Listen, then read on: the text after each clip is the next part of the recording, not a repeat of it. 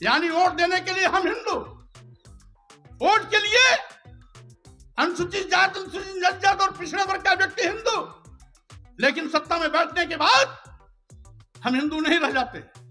अगर सत्ता में बैठने के बाद भी ये हमें हिंदू मानते तो अनुसूचित जाति के आरक्षण को खत्म नहीं करते, अनुसूचित जनजाति के आरक्षण को खत्म नहीं करते, पिछड़े वर्गों के आरक्षण को खत्म नहीं करते। इसका मतलब है हिंदू एक धोखा है। और वैसे भी 1995 में माननीय सर्वोच्च न्यायालय ने अपने आदेश में कहा था हिंदू कोई धर्म नहीं, ये लोगों के जीवन जीने की एक शैली है। यही नहीं, जो सबसे बड़े धर्म के ठेकेदार बनते हैं, आरएसएस के प्रमुख मोहन भागवत जी ने भी कहा है, एक नहीं दो बार कहा, हिंदू धर्म नाम का कोई धर्म नहीं है, बल्कि इन लोगों के जीवन जीने की एक कला है। देश के माननीय प्रधानमंत्री जी ने भी कहा, माननीय मोदी ने भी कहा, हिंदू धर्म धर्म नहीं है। और अभी 1-2 महीने पहले माननीय गडकरी जी ने भी कहा, एक मीडिया कॉन्क्लेव में कहा। लेकिन इन लोगों के कहने से किसी की भावना आहत नहीं होती है। अगर स्वामी प्रसाद मौर्य कह देते हैं हिंदू धर्म धर्म नहीं है बल्कि एक धोखा है, और जिसे हम हिंदू धर्म कहते हैं वो कुछ लोगों के लिए धंधा है। उत्तर प्रदेश का भी 2022 का विधानसभा चुनाव देखा, जिसमें 403 विधानसभाओं में से बैलेट पेपर वोटिंग में 309 सीटों पर समाजवादी पार्टी आगे थी, मात्र 94 सीटों पर भाजपा नंबर 1 आई थी। लेकिन जब ईवीएम मशीन की गिनती हुई तो आंकड़ा बदल गया। अभी राजस्थान, मध्य प्रदेश, छत्तीसगढ़ में बैलेट पेपर वोटिंग की गिनती में 2/3 सीटों पर कांग्रेस नंबर 1 थी। लेकिन जब ईवीएम मशीन की गिनती की शुरुआत होती है तो आंकड़ा ठीक उल्टा हो गया। तो ईवीएम की गिनती में भाजपा भारी कैसे हो जाती है? तो कहीं न कहीं दाल में काला है, कहीं न कहीं दाल में काला है। यह जीत जो छत्तीसगढ़, मध्य प्रदेश, राजस्थान में हुई है, ये मोदी जी की जीत नहीं है, ये भाजपा की जीत नहीं है, ये मोदी जी के कल्याणकारी योजना की जीत नहीं है, ये जीत ईवीएम के तिकड़म की है। और ये जीत ईवीएम के तिकड़म की है। एवं बहुजन अधिकार सम्मेलन में आए हुए सभी सम्मानित भाइयों, बहनों, नौजवान साथियों, पत्रकार बंधुओं, आज इस कार्यक्रम के मुख्य आयोजक दिल्ली सरकार में पूर्व मंत्री रहे हमारे सम्मानित विधायक एवं मिशन जय भीम के राष्ट्रीय अध्यक्ष भाई राजेंद्र पाल गौतम जी, हमारे बीच में उपस्थित हमारे बहुत ही वरिष्ठ अधिवक्ता एडवोकेट सुप्रीम कोर्ट माननीय प्राचार्य जी, एडीजे रहे भाई मनोज कुमार जी, प्रोफेसर भाई रतनलाल जी, चरण सिंह भंडारी जी, एमएल आर्या जी, डॉक्टर ऋतु जी, बीपी निगम जी, सुभाष आर्या जी, रोशनलाल सागर जी, ईश्वर सिंह जी, श्यामलाल जी, अजय मौर्य जी, सचिन जी, अतुल पटेल जी, फजील अहमद जी के साथ साथ वीरेंद्र साइनी जी, विजय सैनी जी, आप तमाम साथियों के साथ साथ मंच सभी हमारे सम्मानित नेतागण और साथ ही साथ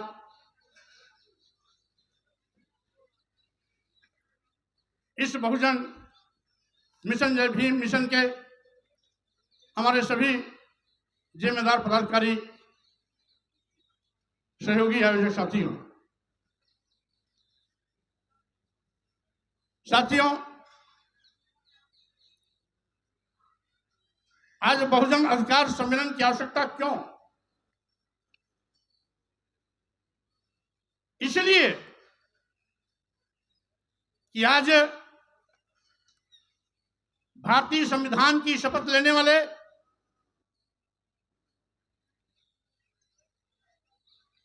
प्रधानमंत्री और देश के मुख्यमंत्रीगण भारतीय संविधान द्वारा प्रदत्त अनुसूचित जाति, अनुसूचित जनजाति और पिछड़े वर्गों के आरक्षण को लगातार खत्म करने में लगे हुए हैं। आज भारतीय संविधान की दी गई व्यवस्था के विपरीत सत्ता के मद में चूर सत्तानशील लोग अप्रत्यक्ष रूप से यथास्थित बात को बढ़ावा दे रहे हैं, मनुवाद को बढ़ावा दे रहे हैं। आज आरक्षण पर डकैती डाली जा रही है। संविधान को निष्प्रभावी और शून्य किया जा रहा है। बहुजन समाज के अधिकारों को एक एक करके खत्म किया जा रहा है। इसलिए आवश्यकता है बहुजन अधिकार सम्मेलन। हम लोग नारा देते रहे हैं, हर जोर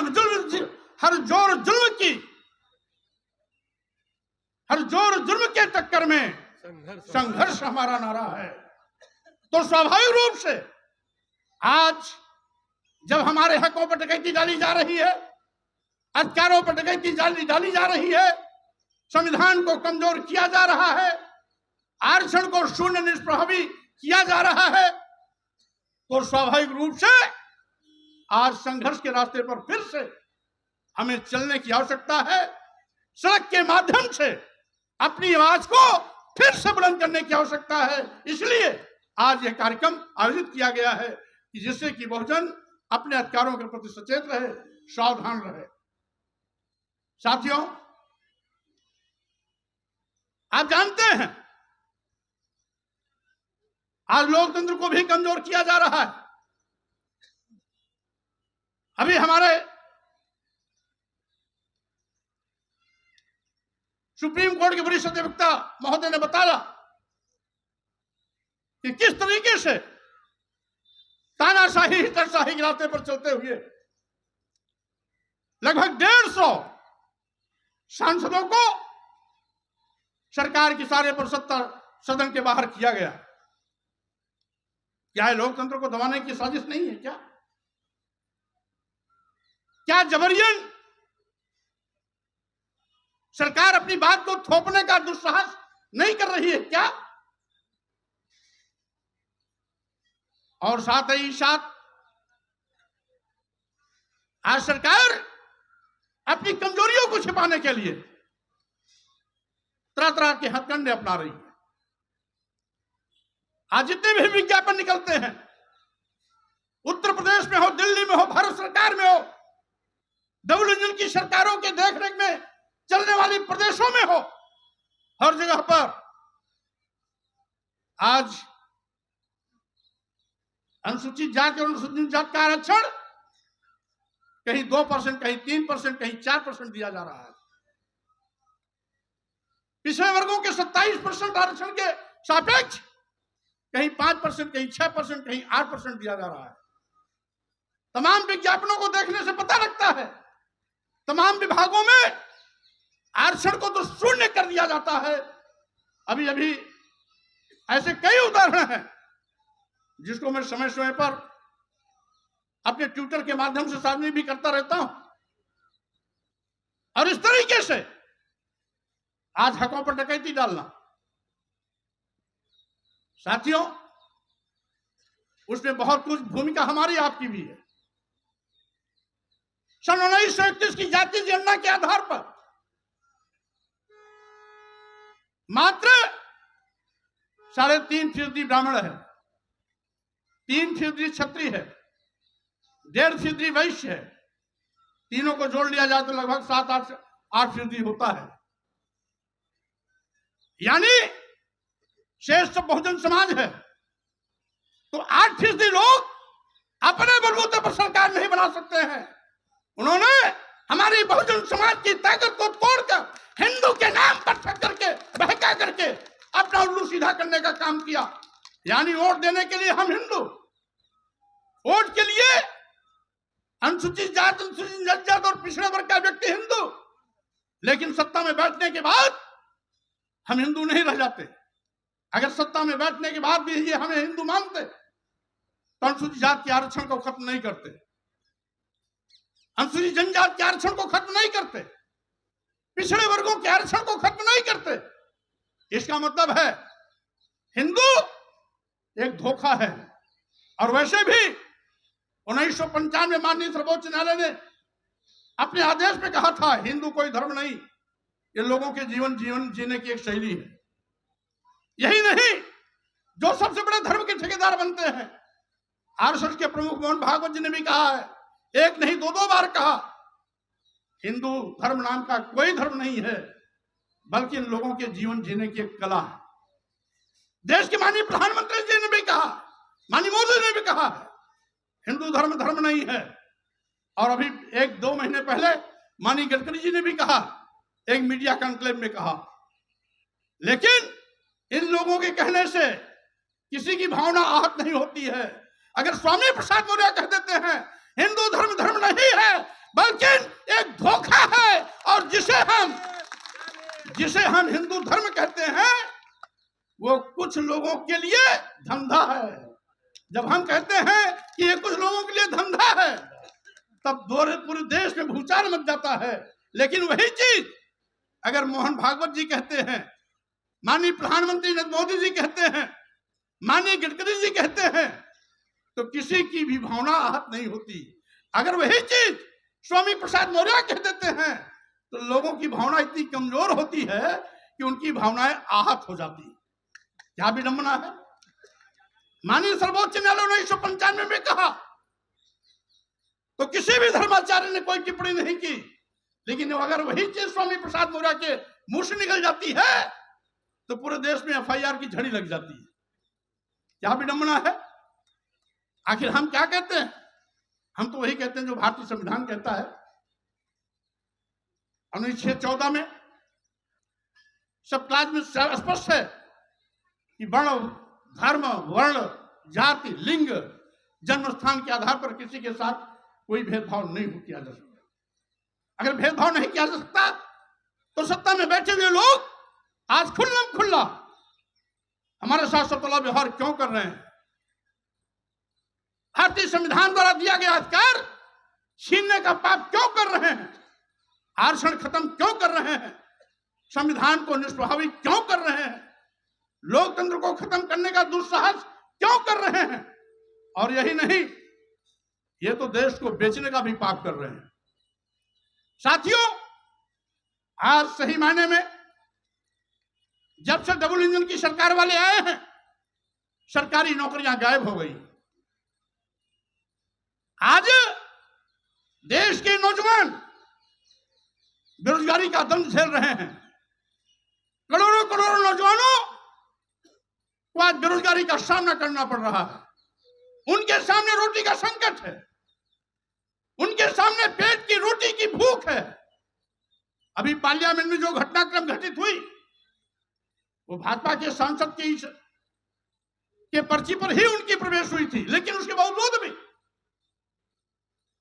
उन लड़कों ने जो भी किया सदन के अंदर और बाहर, ये हो सकता है तरीका उनका गैर कानूनी रहा हो, अलोकतांत्रिक रहा हो, संविधान की मर्यादा के विपरीत रहा हो, लेकिन जो बात उभर के आई है उसके आगे भी कहीं न कहीं बेरोजगारी रही है, उनके पेट की भूख रही है, वो रोटी की तड़पन रही है जो पार्लियामेंट में इस तरह से करने के लिए उनको मजबूर किया है। और इसीलिए मैं कहना चाहता हूं, आज ये हकीकत है कि आज देश का करोड़ों नौजवान बेरोजगारी के नाते दुखी है, पीड़ित है, रोटी की भूख से बिलबिला रहा है। मरता क्या न करता, जब आदमी रोटी के लिए अंतिम सांसें लेता रहता है तो उसे कानून नहीं दिखाई पड़ता है, उसे आदर्श नहीं दिखाई पड़ता है। और इसीलिए मैं कहना चाहता हूं साथियों, आज ये तस्वीर है पूरे देश की। आज जिन विभागों में नौजवानों को सरकारी नौकरियां मिलनी चाहिए, जिन विभागों में नौजवानों को सरकारी नौकरी मिलने की उम्मीदें थी कि आज नहीं तो कल यहां हमें सरकारी नौकरी मिल सकती है, उन विभागों को यह सरकार बेचने का पाप कर रही है। देश के सारे बंदरगाह बेच दिए गए, एयरपोर्ट बेच दिया गया, एयर इंडिया बेच दिया गया, सारे रेलवे स्टेशन बेच दिए गए, कई दर्जन ट्रेन अपने चहेतों को दे दिया गया। LIC जैसी बड़ी संस्था जिसमें लाखों लाख लोग काम करते हैं, उसको भी अदानी के हवाले कर दिया गया। क्यों? क्या रिश्ता है देश के सत्ता सीट पर बैठे हुए लोगों का और अदानी का, अंबानी का क्या रिश्ता है? मैं कहना चाहता हूं, क्या करोड़ों करोड़ों नौजवानों की भूख, उनकी बेरोजगारी अदानी और अंबानी के सामने क्या कोई महत्व नहीं रखती क्या? यही नहीं, अभी हमारे कुछ वक्ता साथी कह रहे थे, तो सरकारी विभाग न रहेगा बांस न बजेगी बांसुरी, न रहेगा बांस न बजेगी बांसुरी, न रहेगा सरकारी विभाग न मिलेगी नौजवानों को सरकारी नौकरी। इसीलिए इसी तर्क पर इन्होंने तो अभी बेचने का नमूना पेश किया है। अगर ये ज्यादा दिन तक रह गए तो बारी बारी सभी विभाग उद्योगपतियों के हवाले हो जाएंगे।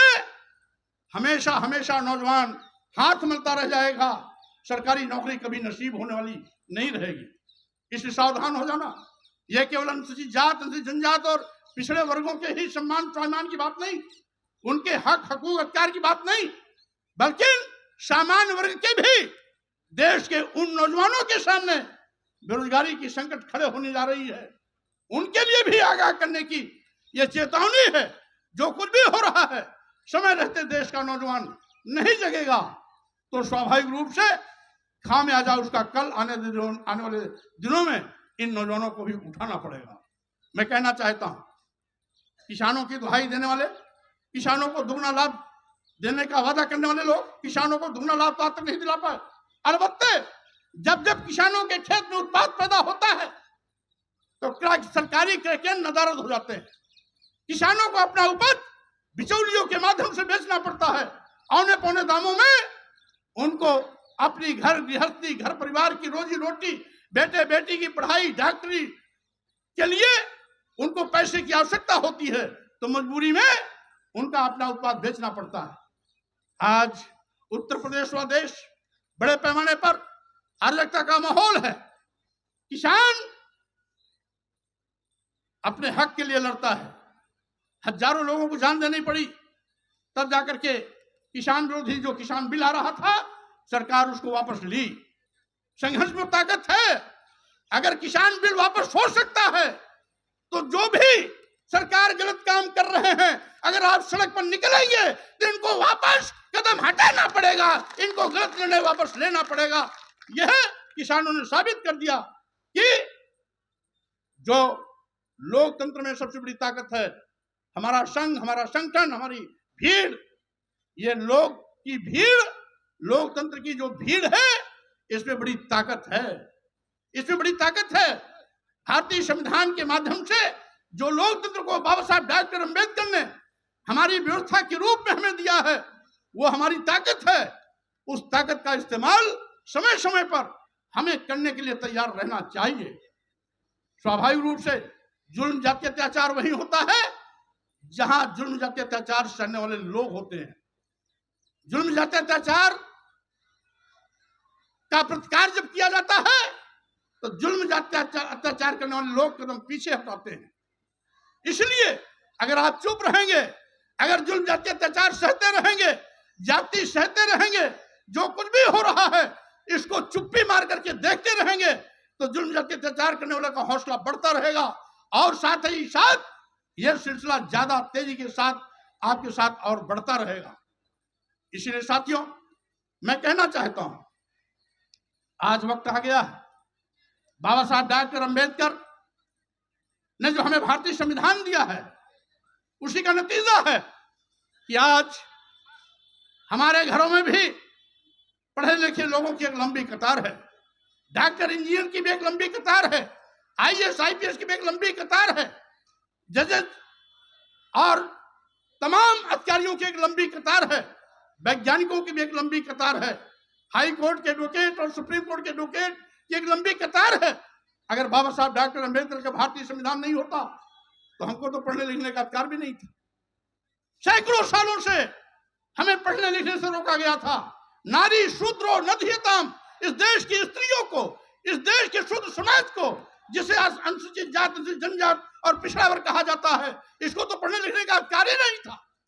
ये हमारे सामाजिक परिवर्तन के महापुरुषों ने, ज्योतिबा फुले ने, छत्रपति शाहू जी महाराज, पेरियार रामास्वामी नायकर, बाबा साहब डॉक्टर अम्बेडकर, नारायण गुरु संत गाडगे, और उसी कड़ी को आगे बढ़ाते हुए मानवर कांशीराम जी, और उत्तर भारत में महामना रामस्वरूप वर्मा जी, पेरियार ललई सिंह यादव जी, महाराज सिंह भारती जी, बिहार के लेनिन कहे जाने वाले शहीद जगदेव कुशवाहा जी ने एक लंबा संघर्ष करके हमें इन अधिकारों को दिलाया। और जब बाबा साहब डॉक्टर अम्बेडकर को संविधान बनाने का मौका मिला तो इन सारे अधिकारों को मौलिक अधिकार के रूप में तब्दील करते हुए हमें परमानेंट हमारे सम्मान स्वाभिमान का न केवल परचम लहराना बल्कि अधिकार दे करके हमें धन धरती शिक्षा सम्मान से जोड़ने का भी काम किया, और जिसका नतीजा है आज बहुजन समाज आज बड़े पैमाने पर अपने सम्मान और स्वाभिमान के लिए आगे बढ़ने में सक्षम हुआ है। और इसी बहुजन समाज में बड़े पैमाने पर doctor, engineer, professor, advocate, IPS, जजेस आज तमाम बड़ी संख्या में पैदा हुए हैं। तो ये कमाल बाबा साहब डॉक्टर अम्बेडकर के भारतीय संविधान का है। इसलिए हम अपने महापुरुषों की इस विरासत को, महापुरुषों की ख्याति को, महापुरुषों के संघर्ष को, महापुरुषों के इस त्याग को हम कभी भी इस पर पानी नहीं फैलने देंगे। उनके सपनों के साथ जो भी कुठाराघात करेगा हम उसका डट करके मुकाबला हर मौके पर करने का काम करेंगे। हम ऐसे मौके पर धन्यवाद देना चाहते हैं भाई राजेंद्र पाल गौतम जी को, जिन्होंने मिशन जय भीम के माध्यम से लगातार इस अभियान को आगे बढ़ाने का काम कर रहे हैं। इसलिए साथियों, मैं आपसे यही कहूंगा कि आज ये समय की मांग है, आज ये समय की मांग है कि हम सब लोगों को अपने सम्मान, स्वाभिमान, हक, हकूक, अधिकार, आरक्षण, संविधान, लोकतंत्र और देश को बचाने के लिए मजबूती के साथ आगे आना पड़ेगा। मैं ये भी कहना चाहूंगा कि साथियों, आज बड़े पैमाने पर लोकतंत्र भी खतरे में है, क्योंकि हमने उत्तर प्रदेश का भी 2022 का विधानसभा चुनाव देखा, जिसमें 403 विधानसभाओं में से बैलेट पेपर वोटिंग में 309 सीटों पर समाजवादी पार्टी आगे थी, मात्र 94 सीटों पर भाजपा नंबर 1 आई थी। लेकिन जब ईवीएम मशीन की गिनती हुई तो आंकड़ा बदल गया। अभी अभी राजस्थान, मध्य प्रदेश, छत्तीसगढ़ में बैलेट पेपर वोटिंग की गिनती में 2/3 सीटों पर कांग्रेस नंबर 1 थी, लेकिन जब ईवीएम मशीन की गिनती की शुरुआत होती है तो आंकड़ा ठीक उल्टा हो गया। आखिर क्या कारण है? मतदाताओं का रुझान तो बैलेट पेपर वोटिंग से भी हो जाता है। बैलेट पेपर वोटिंग में राजस्थान, छत्तीसगढ़, मध्य प्रदेश में कांग्रेस नंबर 1, तो ईवीएम मशीन में भाजपा नंबर 1 कैसे? उत्तर प्रदेश के विधानसभा चुनाव में 403 में से 309 सीटों पर Samajwadi party ballot paper voting में नंबर 1, तो ईवीएम की गिनती में भाजपा भारी कैसे हो जाती है?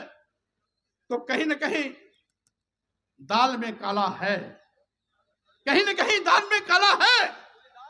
इसलिए पूरी दाल काली हो गई। हमारे कुछ साथी कह रहे हैं, सही बात कह रहे हैं कि आज ईवीएम लोकतंत्र के लिए अभिशाप बन गई। यह जीत जो छत्तीसगढ़, मध्य प्रदेश, राजस्थान में हुई है, यह मोदी जी की जीत नहीं है, ये भाजपा की जीत नहीं है, ये मोदी जी के कल्याणकारी योजना की जीत नहीं है, यह जीत ईवीएम के तिकड़म की है। और ये जीत ईवीएम के तिकड़म की है, और इसलिए तिकड़म खत्म हो तभी संभव है जब ईवीएम का इस्तेमाल खत्म हो। इसीलिए हमारे मंच से साथियों ने एक नारा लगवाया, ईवीएम हटाओ देश बचाओ। देश बचाओ। 3 नारे लगना है, हमारे साथ नारा लगाइए और हर नौजवान के मुंह से आवाज निकलनी चाहिए। तो 3 नारा होगा, ईवीएम हटाओ देश बचाओ, ईवीएम हटाओ संविधान बचाओ, ईवीएम हटाओ लोकतंत्र बचाओ। ईवीएम हटाओ देश बचाओ, ईवीएम हटाओ संविधान बचाओ, ईवीएम हटाओ। देश बचाओ। अब एक नारा और लगेगा, बैलेट पेपर, ईवीएम हटाओ बैलेट पेपर लाओ, ईवीएम हटाओ बैलेट पेपर लाओ, ईवीएम हटाओ। बैलेट पेपर लाओ। इन्हीं शब्दों के साथ में मैं आप सभी लोगों को बहुत धन्यवाद देता हूं।